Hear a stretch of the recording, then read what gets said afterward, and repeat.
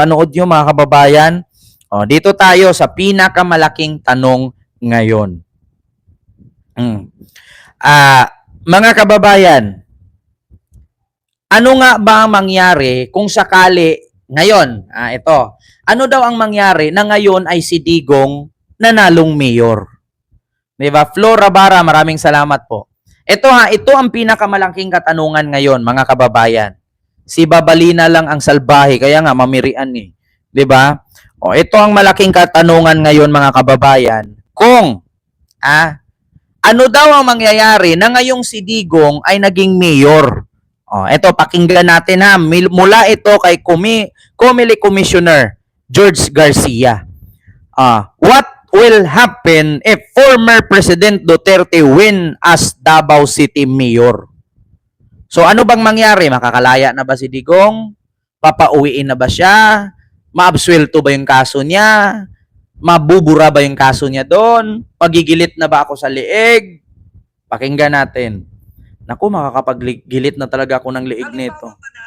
Si dating Pangulong Rodrigo Duterte at hindi pumayag ang dahig na manumpa. Paano yun?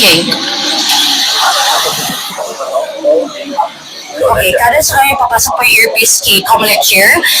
Comelec Chair, this is Ms. Karen David on our earpiece. Ang kanya pong question ay about the former President Rodrigo Duterte. Paano kapag po nakalal si former President sa kanya pong posisyon sa una po, wala naman kasi tayong issue na kahit anong order to suspend proclamation. Although may mga, I think may na-file po na kaso, hindi pa po kasi kumilos yung kaso, kapapay lang ng isang araw. Kung di tayo nagkakamali, I think it was filed, kung hindi Sabado, it was filed yesterday, nung Sabado o nung Friday. So wala pa yung raffle, wala pa tayong action ng division ng Comelec man lang, wala pang answer or kung ano man, and so mukhang hindi pa namin ma-actionan sa kasalukuyan. Sa ating pong batas, sa ating pong rules, hanggat walang order to suspend proclamation, yung isang kandidato na may kahit may kaso ay mapoproklama po, Ma'am Karen. Chairman, pero tanong ko, paano kung hindi siya payagang manumpa ng ICC? Pwede ba yun? Yung pong gano'n, kabayan, Ma'am Karen, at alam niyo po, kung gano'n po, hindi ILG na po ang bahala doon. Kasi po kami po, as far as we are concerned, hanggang doon lang po kami sa hanggang proclamation lang po kami, Ma'am Karen, at sa isang tao na nanalo. So, basta po, naproklama na siya, matatapos na po yung jurisdiction ng Commission on Elections, at kung makakaupo po yung isang tao, kung siya ay nakapanumpa o hindi, ang DILG po, base po sa local government code, ang bahala at in charge na po sa ganyan. So now 62.17%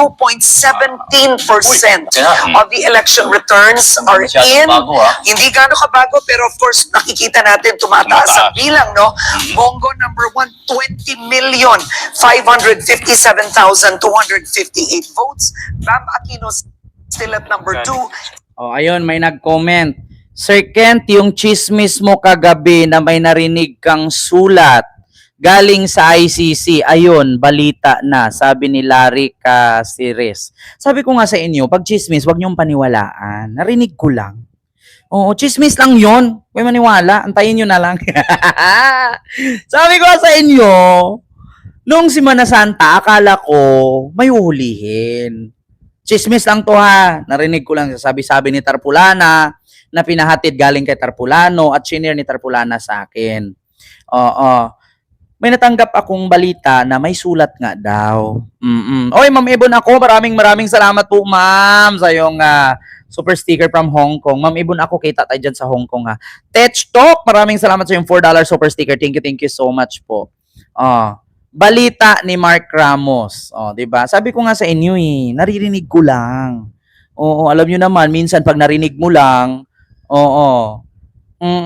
certified Marites. Sabi ni Shadical THR. Certified Marites. Alam mo naman pag Marites, 'di ba? Syempre, alam mo dito sa bansa natin sa Pilipinas, hindi pa naumpisahan yung kaso, advance na tayo pag-isip.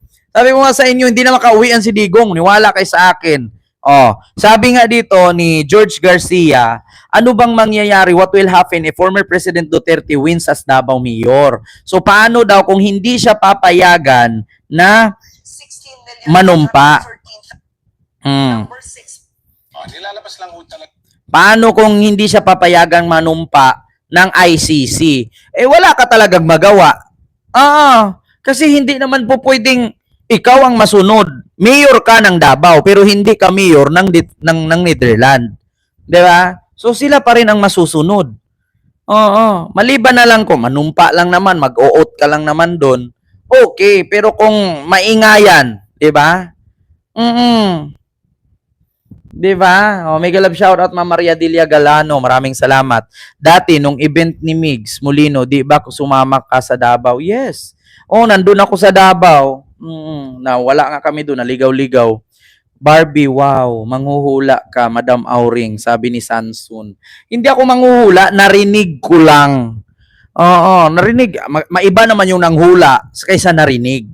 Kasi ako, pag narinig ko talaga. Yung nanghula, hinuhulaan ko lang. Sabi ko nga sa inyo, akala ko nga may hulihin nung Holy Week. Kasi holy Hindi pala, sulat pala yun. Ano nga ba laman ng sulat? Baka nandun na yung warrant. So ngayon, pag napasa na yung warrant, syempre magpaplano na yan. I-deploy natin yung 1,000 pulis dito banda. I-deploy natin yung 1,000 pulis doon. I-deploy natin yung 1,000 pulis dito. Plan A, yan. Pag hindi mahuli sa plan A, meron tayong plan B. Pag hindi mahuli sa plan B, doon tayo sa plan C, shoot to kill. 'Di ba? Di ba? Congratulations. Akala ko ba nag-travel ka sa US? Hindi naman ako nag-travel sa US, nag-travel ako Singapore, ma'am. Kakauwi ko lang. Kasi sabi ko, may mga pinunta din kasi ako dong mga mahahalagang bagay, no? At meron tayong minimit. Hindi ko na sabihin na ito naman ay part ng aking pagiging influencer. Meron kaming mga minimit doon na hindi ko na po sinasabi kung sino kasi bawal po. Special trip po yun. Bukod sa may event, na hindi naman ako pumunta sa event, pero may minimit akong personal. Nakakausap ko sila. Tinanong ko nga, makadidiis ba kayo? Yung iba DDS, yung iba BBM. Pero yung DDS nila doon 50-50. Sabi ko nga, sige, wala naman akong problema kung DDS kayo doon. Kausap ko sila. Sa mismong ahensya. Sabi ko, wala naman akong problema kung DDS kayo. Kasi karapatan nyo yan. Tapos sabi naman nung isa sa aking DDS, totoo ba sir na may kaso si Digong? Sabi ko, ano sa tingin mo? Kung walang kaso yan, makakauwi pa ba yan o hindi? So ibig sabihin, hindi nakauwi, may kaso. Di ba? So, iba, totoo naman Kung totoong walang kaso si Digong, edi sana nakauwi yan. Ibig sabihin, hindi nakauwi, may kaso. Di ba? Dapat binanatan din ni Pres Marcos ang mga senador ni Sara. Hayaan mo na, Leslie lang malakas. Kaya nga hinahamon ko, itong mga DDS na bobo, tanga-tanga, inutil, uto-uto, hampas lupa, walang pera, mahirap at pangit ang lahi, na patunayan ninyo na si Digong walang kasalanan. Patunayan ninyo na si Digong ay inosente. At pauwiin ninyo kung talagang tama siya at wala siyang kaso. Ngayon, kung hindi nyo kayang pauwiin, may kaso nga siya. Di ba? Ganun lang naman kasimple Kung walang kaso si Digong, kung hindi totoo ang binintang sa kanya sa ICC, edi sana nakauwi na. Sabi ni Kuya Will, boss, malapit ka na magilit sa liig mo. Ay, kinakalawang na nga yung panggilit ko doon na, alam nyo, bibili na naman ako ng panibagong panggilit nito. Bakit yung panggilit ko doon kinakalawang na? Hindi ko pa nasugatan liig ko, natitano na ako. Madouble did pa ako nito, daig ko pa yung benta ni Banang na butchang karne. Di ba, Mamirian? Di ba? Daig ko pa dito yung butcha. Hindi ko pa nagurgur yung liig ko, namatay na ako sa titano ng kalawang. Di ba? Mga DDS, mag-donate naman kayo, pambili ko na another panggilit. Kasi wala na, kinakalawang na yung una kong panggilit. Ngayon nga, sabi ko, nanalong mayor. Antayin ko June 30 kung makauwi ba. Kasi magpuproklama to June 30 ata Correct me if I'm wrong.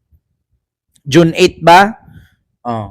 Antayin natin kung makauwi kasi puputulin ko na talaga yung ulo ko makauwi ng June 30 si Digong. Kasi ang sabi, pinakalat ngayon ng mga DDS, so ano daw mangyari, nanalo si Duterte, ay makakauwi na daw kasi mayor na daw siya ng Davao. Ang problema, walang pakialam ang ICC dyan at ang Netherlands kung naging mayor siya sa Davao. Wala nga pakialam na former president siya, mayor pa. Di ba? Ito mga kababayan na, itong gusto kong i-explain sa inyo. Hinuli nga si Digong na dating presidente, wala nga pakialam yung ICC. Ngayon pa kaya na mayor lang siya. Mas lalong walang pakialam ang ICC kasi bakit? Hindi naman siya mayor sa Netherlands. Sa vice mayor ba? Si Baste pa rin. Kaya nga sabi ni Digong, in case na ako mamatay, ang mayor nyo, Duterte pa rin, si Baste. Gahaman eh. Wala na nga kaing asahan na si Baste ang mayor. Magme-mayor na naman ulit si Baste. Boss ang confidential fund nyo dyan. Ano ba mangyari? Nanalo si Duterte ngayon. Wala. Nga, manumpa lang, kulong pa rin. Yeah? Walang reaksyon ang Comelec. Kung halimbawa daw, sabi ni Karen Davila, na, Comelec Commissioner George Garcia, ano ba mangyayari na si Digong iproklamang mayor? Paano ba siya manumpa niyan sa dahig? Walang sagot ang Comelec. Bakit? Wala namang power ang Comelec sa dahig. Dahig pa rin ang nasusunod. Pwede naman siya manumpa pero bawal siya lumabas. Si Sara nga pinagbawalan ng pumunta dun eh. Di ba? Ito mga kababayan na ito sabi ko sa inyo, si Sara mismo pinagbawalan ng pumunta dun. Ang tanging makakapasok lang doon si Hanilet at si Kitty. Di ba? Si Alusos nga hindi nakauwi, lumaya lang kaya nakauwi, nakakulong siya dati at lumaban din. Kaya nga, 'di ba? Justin Indaya, si Alusos nga naging mayor kulong pa rin dahil dun sa rape lang 'yun ha. Ikumpara nyo yung nang rape kaysa sa pumatay ng 30,000, alin ang mas matinding kasalanan?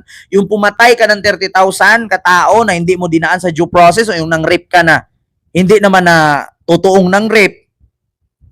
Bali-balita ko nga noon, actually bali-balita ko nga noon na yun daw nagsabing ni-rape ni Alusos, parang binayaran daw ng kalaban para makulong si Alusos kasi malakas kasi talaga si Alusos. Yeah?